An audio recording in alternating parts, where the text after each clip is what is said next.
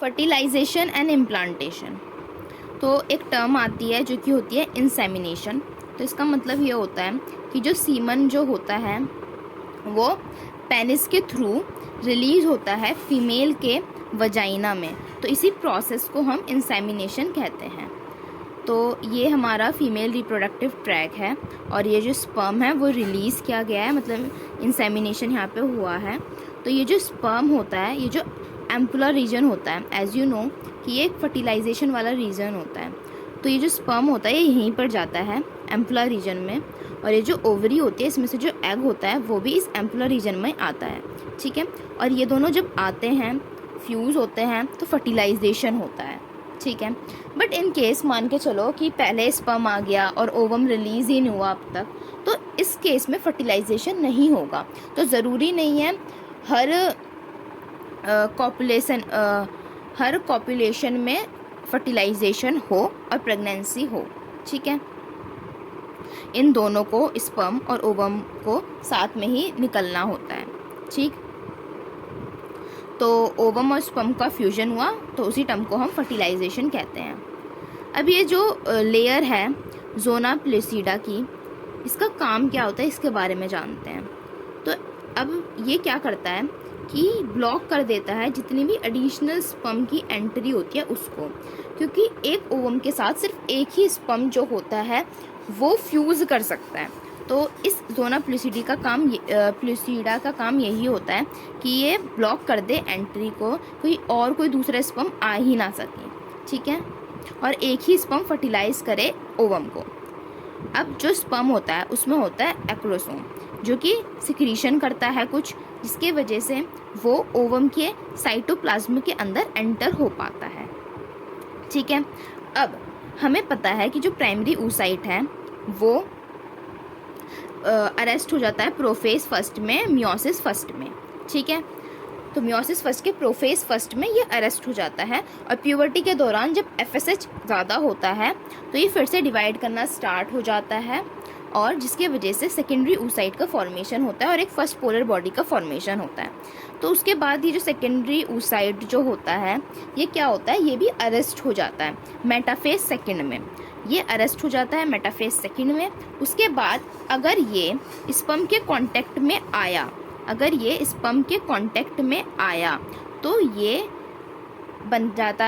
बनाता है एक एग ओवम और एक सेकेंड पोलर बॉडी, ठीक है। और फिर जो हमारी मियोसिस सेकेंड होती है वो हो जाती है कंप्लीट फाइनली, ठीक है।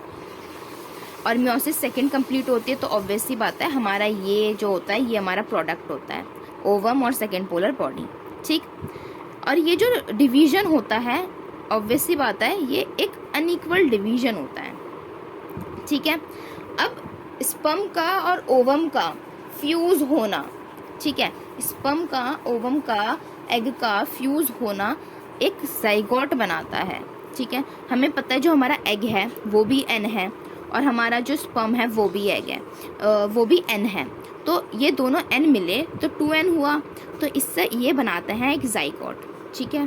तो स्पर्म और ओवम का फ्यूजन होता है और एक जाइगोट बनता है, ठीक। इसमें जो क्रोमोसोम होंगे वो 46 होंगे, जिसका मतलब इसमें 23 पेयर होते हैं क्रोमोसोम के, ठीक। अब देखिए ये जो ओवा है वो होता है X, मतलब जितने भी क्रोमोसोम होंगे सेक्स क्रोमोसोम वो X होंगे किसी भी एग में, और स्पर्म में होंगे X या Y, मतलब 50-50% चांसेस हैं, मतलब X 50% चांसेस हैं, Y 50% चांसेस हैं, ठीक है। इन केस अगर ये जो XX वाला क्रोमोसोम है ये फ्यूज़ करता है साथ में तो एक फीमेल बनेगा, बट अगर ये X और ये Y वाला फ्यूज़ करता है तो एक बॉय बनेगा। तो फीमेल का XX है और मेल का XY है, ठीक है। तो ये एक्चुअली में एक स्पर्म पे डिपेंड करता है कि एक बॉय, मतलब जो बच्चा चाइल्ड जो होगा वो एक बॉय होगा या एक गर्ल होगा, वो एक मदर पे डिपेंड नहीं करता, वो स्पर्म पे डिपेंड करता है, ठीक है।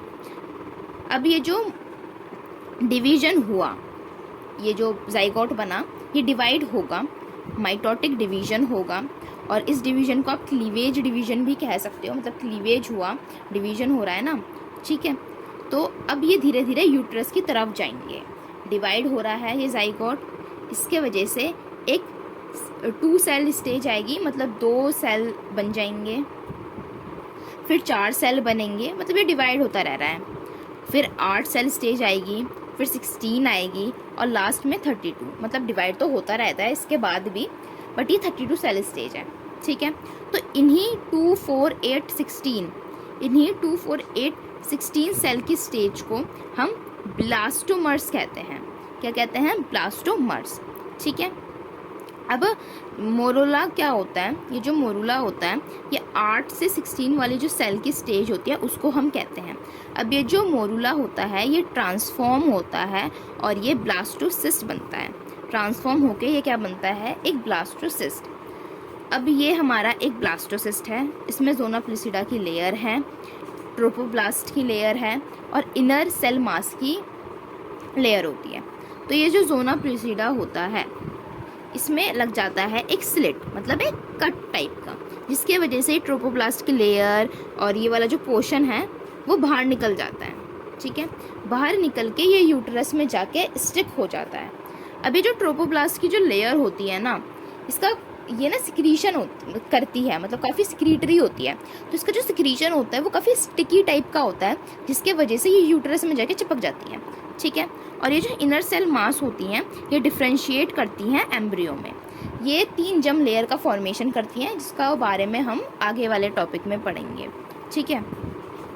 तो इसी में यही लिखा है जो मैंने भी आपको ऊपर बताया कि जो ट्रोपोब्लास्ट की लेयर होती है वो अटैच होता आती है एंडोमेट्रियम, जो कि इनर मोस्ट वाली लेयर होती है यूट्रस की, उसमें जाके, और इनर सेल मास डिफ्रेंशिएट हो जाती है हमारे एम्ब्रियो में। उसके बाद अटैचमेंट होता है, यूट्राइन की जो सेल जो होती हैं वो डिवाइड करती हैं और जो ब्लास्टोसिस्ट हैं उसको कवर अप कर लेती हैं, जिसके वजह से ये जो ब्लास्टोसिस्ट हैं वो एम्बेडेड हो जाता है यूट्रस के अंदर, एंडोमेट्रियम के अंदर, और इसी को आप इम्प्लांटेशन कहते हैं, जिसकी वजह से प्रेगनेंसी होती है।